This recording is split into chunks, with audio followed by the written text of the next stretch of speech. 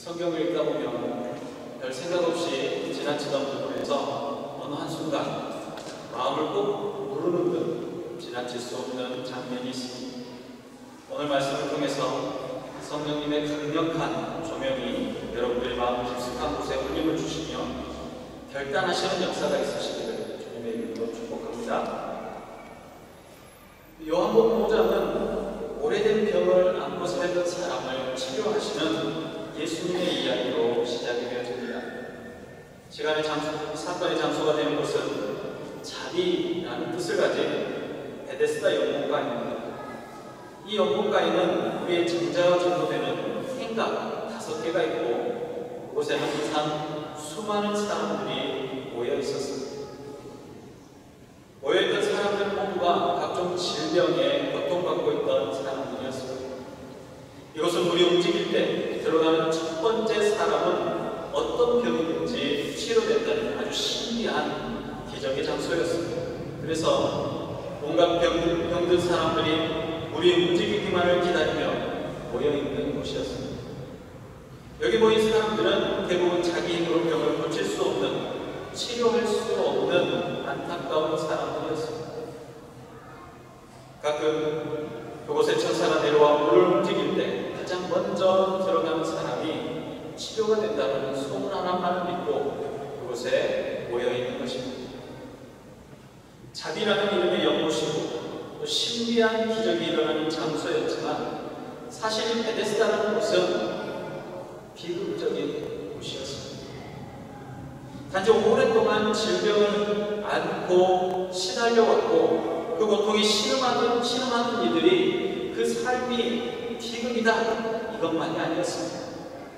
좀 더 깊이 생각해보면 이렇습니다. 예루살렘에 있는 양문 근처 조그마한 연못에 간혹 천사가 내려와서 앉는다는 것입니다. 천사가 머물다간 그곳에 들어간 사람들에게 병이 치료되는 놀라운 일이 일어납니다. 그곳의 이름은 우리가 아는 바대로 베데스다이지만 이름조차도 자비라는 뜻을 가진 베데스다. 그런데 자비의 곳 베데스다, 천사가 내려앉는 자리조차도 경쟁해야만 하는 곳입니다. 1등한 사람만이 그 자비를 누릴 수 있는 곳이라는 것입니다. 한 걸음 뒤에 서서 그곳을 바라본다면 그것은 자비의 자리가 아니라 비극의 자리와 똑같습니다.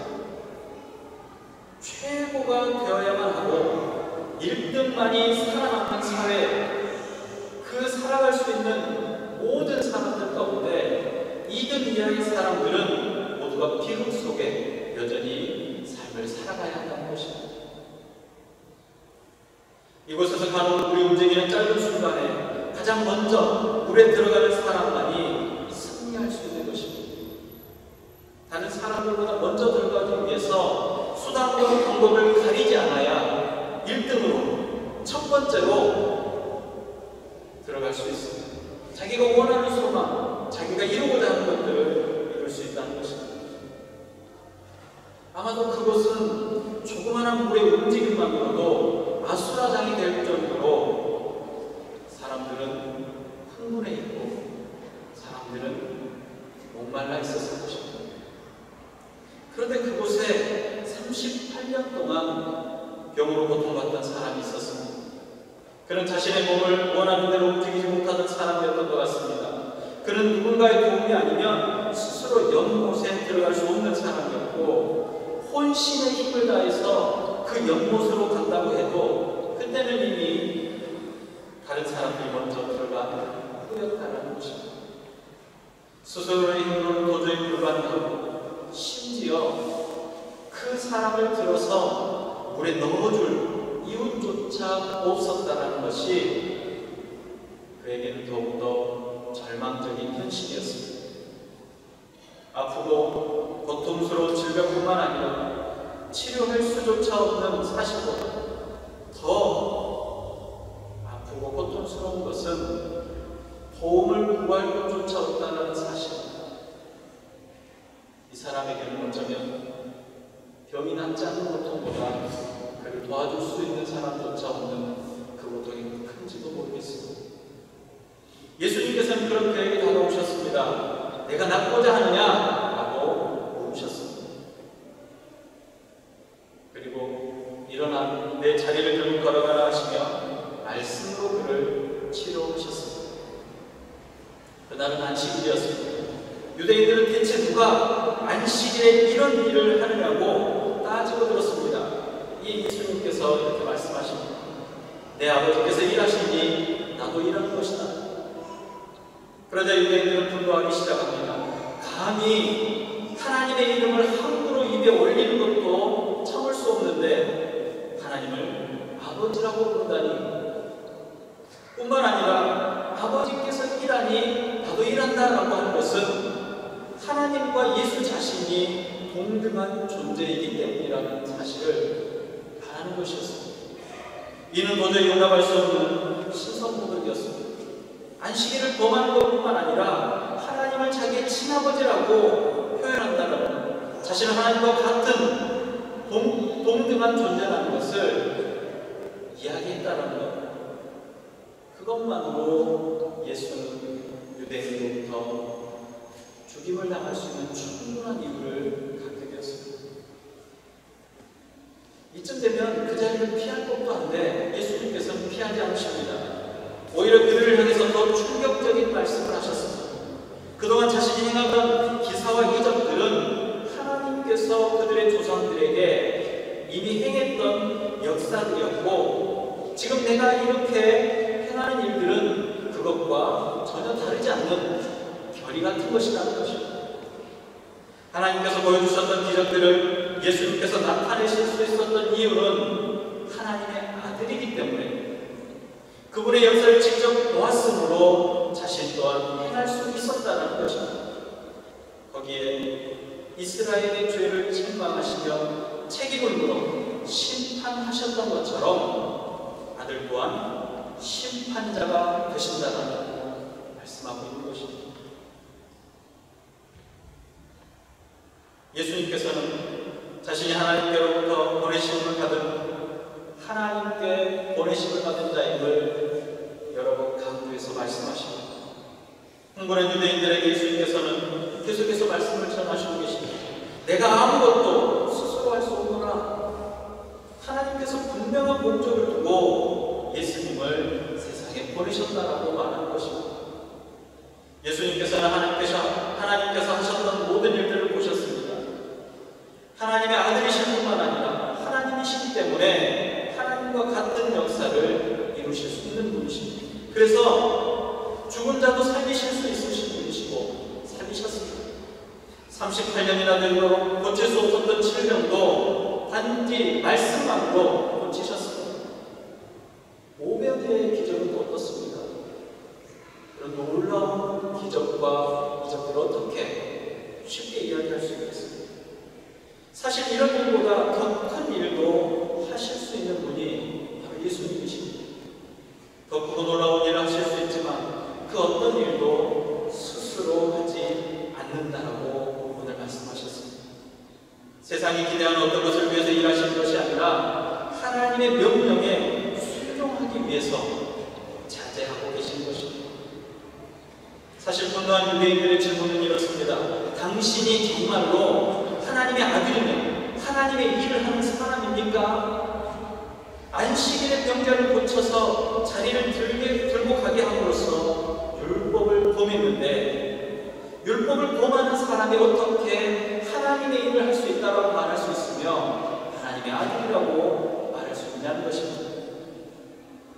그런데 예수님께서는 하나님께서 나를 보내셨고 나는 하나님께서 하라 명하신 것만을 한다라고 하셨습니다. 전혀 엉뚱한 대답처럼 들리지만 거기에다 이렇게 더 덧붙여서 말씀하십니다. 내가 더 많은 일들을 할 수 있지만 순종함으로 참고 있는 것이다 라는 것입니다. 사실 이 모든 말씀들을 그 당시의 유대인들은 이해할 수가 없었습니다.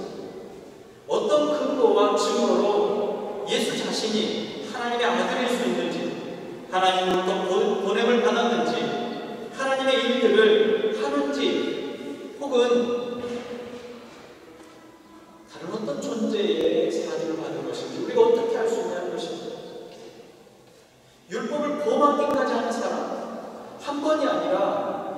영혼의 육문들을 범하는 것을 보았는데 어떻게 그런 사람이 하나님의 일을 할 수 있는 사람인지를 알 수가 없다는 것입니다.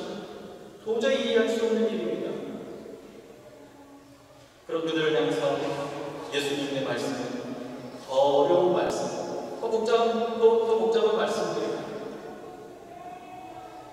오늘 본문 앞에 33절부터 36절은 이렇게 말합니다. 너희가 요한에게 사람을 보내매 요한이 진리에 대하여 증언하였느니라. 나는 사람에게서 증언을 취하지 아니하노라. 다만 이 말을 하는 것은 너희로 구원을 받게 하려 합니다. 요한은 켜서 비추는 등불이라. 너희가 한때 그 빛에 즐거이 있기를 원하였거니와 내게는 요한의 증거보다 더 큰 증거가 있으니 아버지께서 내게 주사 이루게 하시는 역사, 곧 내가 하는 그 역사가 아버지께서 나를 보내신 것을 나를 위하여 증언하는 것이니라. 예수님께서 이 땅에 오신 이유는 자신을 증명하기 위함이 아닙니다. 예수님께서는 하나님의 뜻을 이루기 위해서 이 땅에 오셨다라고 말씀하십니다. 예수님께서 사탄으로부터 시험을 받으셨던 장면들을 기억해 보시기 바랍니다. 40일 동안 금식하신 예수님 앞에 사탄이 나타났습니다. 내가 만약 하나님의 아들이거든 명하여 이 돌들을 떡덩이가 되게 하라. 이 예수님께서는 사람이 떡으로만 살 것이 아니요 하나님의 입으로부터 나오는 모든 말씀으로 살 것이니라 라고 말씀하시고 첫 번째 시험을 물리치셨습니다. 우리는 이렇게 생각할 수 있습니다. 사단이 돌을 떡으로 만들어 보라고 했을 때 예수님에게서는 정말로 간단한 일입니다. 세상에서 가장 맛있는 떡을 만들어 보이셨더라면 깜짝 놀라며 야 어떻게 이렇게 할 수 있는가 하나님의 아들이심을 고백하고 머리를 숙였을지도 모르겠습니다. 또 거룩한 성벽 꼭대기에서 뛰어내리면 천사들이 예수를 받들어 발이 돌에 부딪히지 않게 할 것이라고 했을 때 멋지게 뛰어내리시면서 천사들이 받들지 않아도 땅에 떨어지거나 돌에 부딪히지 않고 보란듯이 온전하게 서 계실 수 있는 분이십니다. 무엇보다도 이 버릇없는 사탄이 내게 엎드려 경배하면 이 모든 세상을 다 주겠다라고 했을 때 심판의 불을 발하셔서 사탄을 진멸하셨다랍니다. 지금 저와 여러분은 죄의 문제로 여전히 고민하지 않아도 됐을지도 모르는 것입니다. 그런데 이 사탄의 이 세 가지 시험은 각각의 내용과 의미가 다르지만 결론적으로 본다면 단 하나의 시험이었던 것입니다. 예수님의 사명을 망각하게 만들고 하나님의 일을 할 수 없도록 만드는 것입니다. 예수님의 사명은 하나님의 일을 하시는 것입니다. 그런 예수님에게 스스로 자신을 증명해 보이라고 사탄은 유혹하고 있는 것입니다. 돌을 떡으로 만들거나 성벽 꼭대기에서 뛰어내려도 다치지 않을 수 있는 것으로 예수님께서 하나님이신 것을 증명하실 수 있는지는 모르겠지만 이는 하나님께서 예수님을 이 땅에 보내신 목적이 될 수가 없다는 것입니다. 십자가 위에서 고통 가운데 예수님이 계셨습니다. 로마의 병사들과 몰려든 유대인들이 내가 정말 메시아거든, 내가 정말 하나님의 아들이거든, 내 스스로를 너를 구원해라, 그 자리에서 내려와 봐라 라고 조롱했습니다. 그때 그래 내가 바로 메시아이며 하나님의 아들이다 하고 말하시고 소리를 말하시고 광채를 발하시면서 광명한 모습으로 내려오셨다면 하늘의 천군과 천사의 우리와 같은 찬양 소리를 들으시며 영광스럽게 받으시며 뭇 사람들 앞에 서셨더라면 어쩌면 사람들은 놀라며 확실하게 믿었을지도 모르겠습니다. 사탄의 세 가지 시험이나 십자가에 내려오는 일이 물론 포도주를 만들거나 죽은 나사로를 살리거나 소경이 눈을 뜨고 안전뱅이가 일어난 뒤면 38년 된 병자가 말씀으로 낫는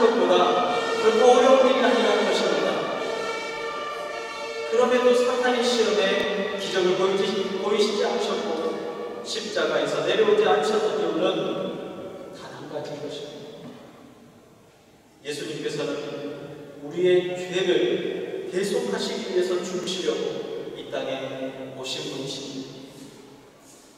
우리를 기사와 이적으로 놀라게 하며 예수님 자신이 메시아이심을 증명하셔서 믿고 따르게 하기 위해서 오신 것이 아니라는 사실입니다.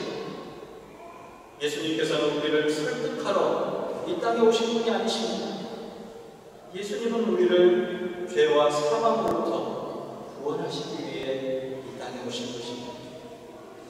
그러나 깨닫지 못하는 사람들에게 예수님께서는 몇 가지의 증거와 증언들을 말씀하십니다. 요한의 증거를 말씀하셨습니다. 세례 요한은 예수님을 보고 요한이 예수님께서 자기에게 나오심을 보고 이르되 보라, 세상 죄를 지고 가는 하나님의 어린 양이로다. 내가 전에 말하기를 내 뒤에 오는 사람이 있는데 나보다 앞선 것은 그가 나보다 먼저 계심이라 한 것이 바로 이 사람을 가리킵니다 라고 요한복음 1장 19절 30절에 요한이 또 증언하여 이르되 내가 보면 성령이 비둘기같이 하늘로부터 내려와서 그의 위에 머물렀더라. 나도 그를 알지 못하였으나 나를 보내어 물로 세례를 하신 그이가 나에게 말씀하시되 성령이 내려서 누구 위에든지 머무는 것을 보거든 그가 곧 성령으로 세례를 베푸시는 이인 줄 알라 하셨다. 내가 보고 그가 하나님의 아들이심을 증언하였노라. 예수가 그리스도이시며 하나님의 아들이심을 증거했습니다. 예수님께서 그리스도이심에 대한 요한의 증거는 또 있습니다. 나를 보내신 아버지께서 친히 나를 위하여 증언하셨다, 증거를 보여주셨다라고 예수님은 말씀하십니다. 예수님께서 세례 요한에게 세례를 받으시고 요단강 위로 올라오셨을 때 곧 물에서 올라오실세 하늘이 갈라짐과 성령이 비둘기같이 자기에게 내려오심을 보시더니 하늘로부터 소리가 나서 너는 내 사랑하는 아들이라 내가 너를 기뻐하노라 하시자. 또 세 명의 제자들과 함께 계실 때 하늘로부터 큰 소리가 났습니다. 마침 구름이 와서 그들을 덮으며 구름 속에 소리가 나되 이는 내 사랑하는 아들이니 너희는 그의 말을 들으라 하셨습니다. 하나님께서 직접 예수가 하나님의 아들이심과 그리스도이심을 증거했던 것입니다. 마지막으로는 성경 자체가 예수가 그리스도이심을 증거한다고 성경은 말합니다.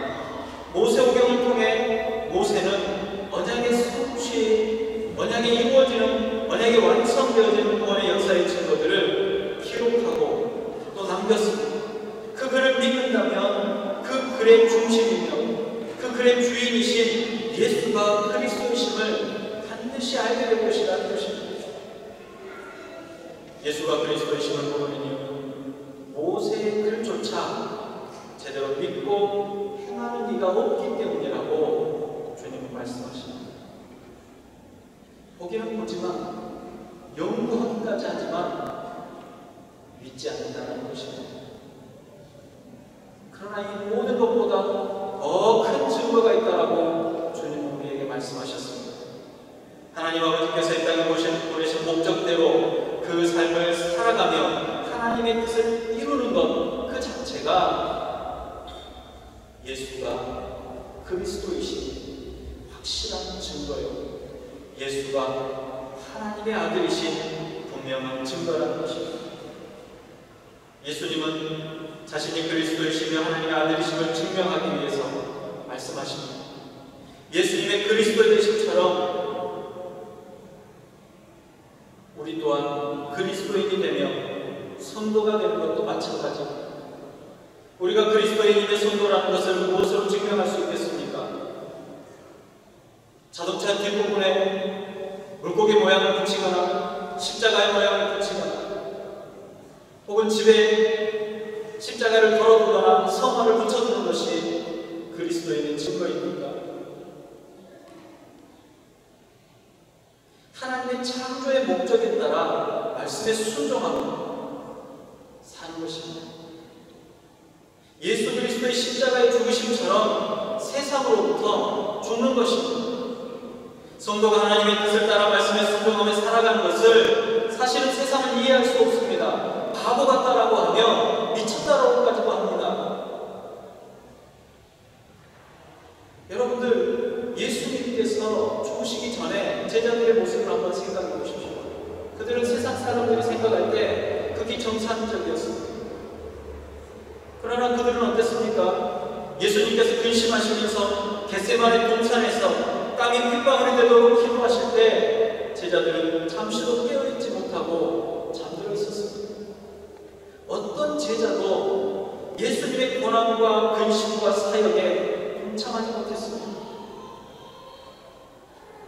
예수님의 일이 무엇이며 하나님의 뜻이 무엇인지 알지 못했기 때문입니다. 그러나 이후에 예수님의 제자들 모두가 죽기까지 순종하며 예수 그리스도의 길에 동참하게 됩니다. 그 이유가 무엇입니까? 예수님께서 십자가에 죽으셨기 때문입니다. 죽으셨던 예수님의 부활을 목격했기 때문입니다. 예수님께서 약속하신 성령님께서 제자들에게 임하시고 내주하심으로 비로소 그들의 눈이 떠졌기 때문입니다.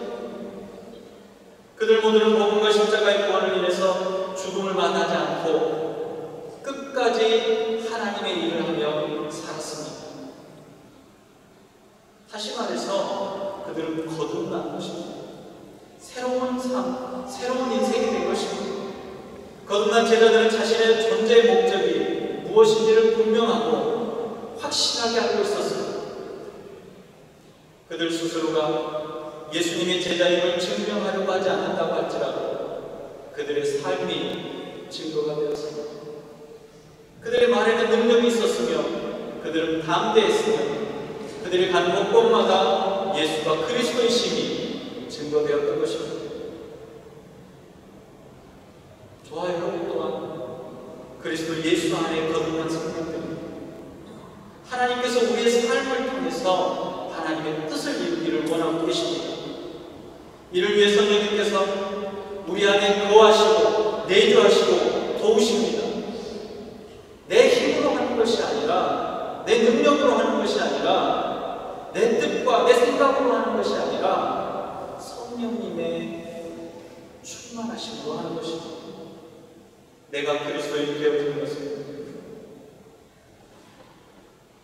세상에 그리스도인으로 드러나는 것은 성령님과 함께하는 우리의 삶을 통해서입니다.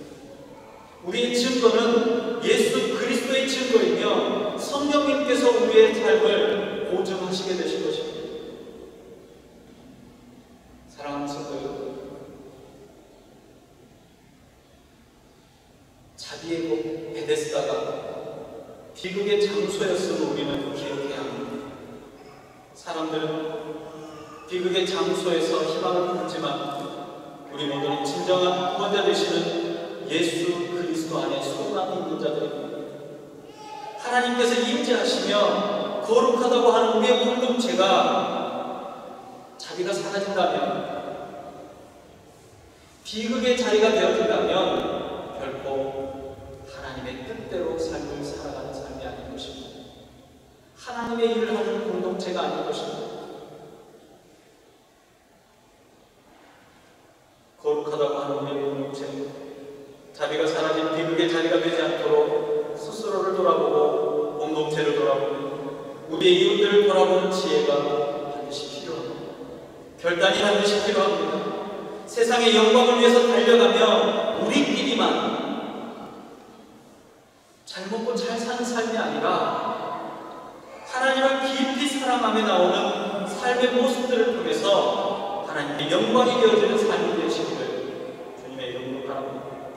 세상이 우리에게 묻습니다. 너의 존재를 증명하라고 말합니다. 너는 누구냐고 묻습니다. 그때 담대히 서서 하나님의 뜻을 따라 순종하는 삶으로 그리스도인 것을, 성도인 것을 증명해내시는 주님의 자녀들이 되시기를 주님의 이름으로 축복합니다. 기도하겠습니다.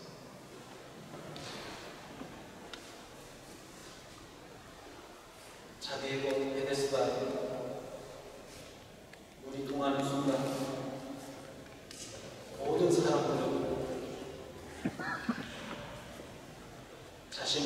생각지 않고 베데스다 연못으로 달려갔을 것입니다. 그곳은 자비의 곳이 아닙니다. 그곳은 저주의 곳이고 그곳은 비극의 장소였습니다. 그곳에 진정한 구원자 되시는 주님께서 내가 낫기를 원하냐고 물어보셨던 그 질문이 오늘 우리에게 있습니다. 네가 구원받기를 원하느냐? 네가 영원한 생명을 원하느냐? 내가 참 생명을 원하느냐고 하셨을 때 망설임 없이 구원받기를 원합니다라고 고백할 수 있도록 허락하여 주시옵소서. 그 많은 환자들 가운데, 그 많은 병자들 가운데 38년 된 병자를 만나 주셨던 것처럼 오늘 저와 여러분, 저와 함께하는 모든 공동체가 주님 앞에 섰습니다. 주님, 구원하여 주시는 은혜 가운데 우리의 삶이 있게 하여 주시옵시고, 주님 이 땅에 삶을 사셨던 그 모습처럼 하나님의 일을 하며 하나님의 뜻을 이루어드리는 거룩한 그리스도인이며 성도들이 될 수 있도록 허락하여 주시옵소서. 여전히 삶 가운데 연약하고 부족하고 병들어 아파하고 고통스러워하며 또 온전하지 못한